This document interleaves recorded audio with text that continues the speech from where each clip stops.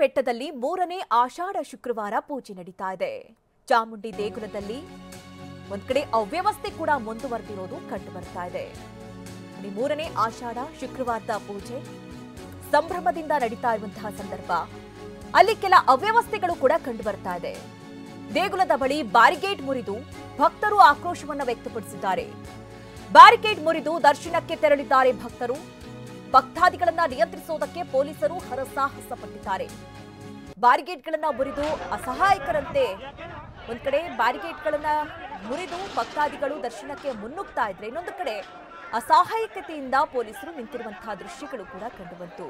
ನೀವೇನು ದೃಶ್ಯವನ್ನ ನೋಡ್ತಾ ಇದ್ದೀರಿ, ಇವತ್ತು ಚಾಮುಂಡಿ ಬೆಟ್ಟದ ದೃಶ್ಯಗಳನ್ನ ನೋಡ್ತಾ ಇದ್ದೀರಿ. ಸಾಕಷ್ಟು ಸಂಖ್ಯೆಯಲ್ಲಿ ಭಕ್ತಾದಿಗಳು ಇವತ್ತು ಆಗಮಿಸಿದ್ರು. ಆದ್ರೆ ವ್ಯವಸ್ಥೆ ಸರಿ ಇಲ್ಲ, ಸಾಕಷ್ಟು ಹೊತ್ತು ಕಾಯಬೇಕಾದಂತಹ ಪರಿಸ್ಥಿತಿ ಇತ್ತು. ಹೀಗಾಗಿ ಭಕ್ತಾದಿಗಳು ಬ್ಯಾರಿಕೇಡ್ಗಳನ್ನ ಮುರಿದು ಮುನ್ನುಗ್ಗಂತಹ ದೃಶ್ಯಗಳು. ಬ್ಯಾರಿಕೇಡ್ ಮುರಿದು ಆಚೆ ಬಂದ ಭಕ್ತರು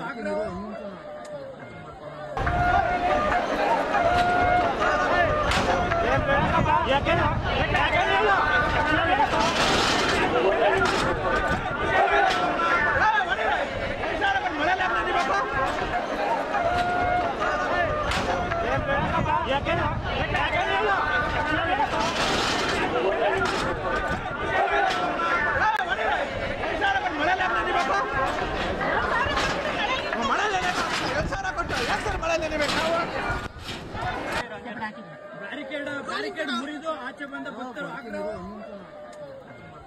ನೋಡಿ, ಇವತ್ತು ಆಷಾಢ ಪೂಜೆ, ಮೂರನೇ ಆಷಾಢ ಪೂಜೆ ಇದೆ. ಹೀಗಾಗಿ ಗಣ್ಯಾತಿ ಗಣ್ಯರು ಕೂಡ ಇವತ್ತು ಆಗಮಿಸಿದ್ರು ಮೈಸೂರು ಬೆಟ್ಟಕ್ಕೆ ಚಾಮುಂಡಿ ದೇವಿಯ ದರ್ಶನ ಪಡೆಯೋಕೆ ಅಂತ ಹೇಳಿ. ಒಂದ್ ಕಡೆ ಯಡಿಯೂರಪ್ಪ ಅವರು ಕೂಡ ಬರ್ತಾ ಇರುವಂತಹ ದೃಶ್ಯಗಳನ್ನ ನೋಡಿದ್ರಿ. ಸಾಕಷ್ಟು ಸಂಖ್ಯೆಯಲ್ಲಿ ಗಣ್ಯಾತಿ ಗಣ್ಯರು ಕೂಡ ಇವತ್ತು ಆಗಮಿಸಿದ್ರು. ಹೀಗಾಗಿ ಬ್ಯಾರಿಕೇಡ್ಗಳ ವ್ಯವಸ್ಥೆ ಕೂಡ ಮಾಡಲಾಗಿತ್ತು.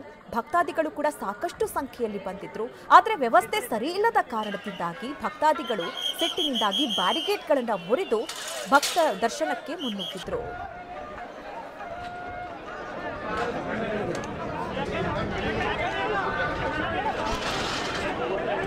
ಬಗ್ಗೆ ಹೆಚ್ಚಿನ ಡೀಟೇಲ್ಸ್ ಅನ್ನ ನೀಡ್ತಾರೆ ನಮ್ಮ ಪ್ರತಿನಿಧಿ ರಾಮ್. ನೇರ ಸಂಪರ್ಕದಲ್ಲಿ ನಮ್ಮನ್ನ ಜಾಯ್ನ್ ಆಗ್ತಾ ಇದ್ದಾರೆ.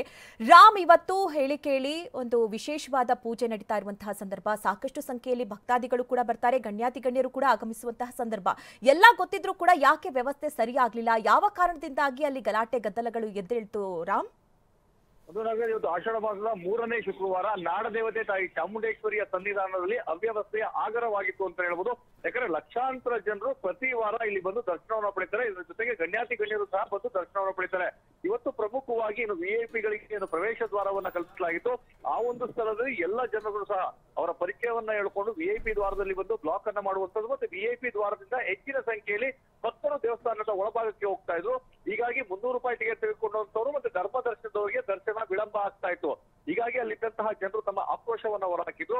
ಇದರ ಜೊತೆಗೆ ಪ್ರಮುಖವಾಗಿ ಈ ಒಂದು ಅವ್ಯವಸ್ಥೆಗೆ ಕಾರಣವಾಗಿರುವಂತದ್ದು ಅಲ್ಲಿನ ಅಧಿಕಾರಿಗಳ ಸಮನ್ವಯದ ಕೊರತೆ. ಯಾಕಂದ್ರೆ ಒಂದು ಕಡೆ ಪೊಲೀಸ್ ಅಧಿಕಾರಿಗಳು, ಮತ್ತೊಂದು ಕಡೆ ಜಿಲ್ಲಾಡಳಿತ, ಮತ್ತೊಂದು ಕಡೆ ಚಾಮುಂಡೇಶ್ವರಿ ಆಡಳಿತ ಮಂಡಳಿ, ಈ ಮೂರು ಅಧಿಕಾರಿಗಳು ಒಂದು ಸಮನ್ವಯತೆಯನ್ನು ಸಾಧಿಸಿ ಯಾರನ್ನ ಯಾವ ಪ್ರವೇಶ ದ್ವಾರದಲ್ಲಿ ಕರ್ಕೊಂಡು ಹೋಗ್ಬೇಕು, ಯಾಕಂದ್ರೆ ವಿಐಪಿಗಳು ಬಂದ್ರೆ ಯಾವ ರೀತಿಯ ಪ್ರೋಟೋಕಾಲ್ ಅನ್ನ ಮೇಂಟೈನ್ ಮಾಡಬೇಕು, ಇದ್ರ ಬಗ್ಗೆ ಸಾಕಷ್ಟು ಗೊಂದಲಗಳಿದ್ದು ಒಬ್ಬರಿಗೊಬ್ಬರಿಗೆ ಆ ಸಮನ್ವಯ ಇರ್ತಾ ಇರಲಿಲ್ಲ.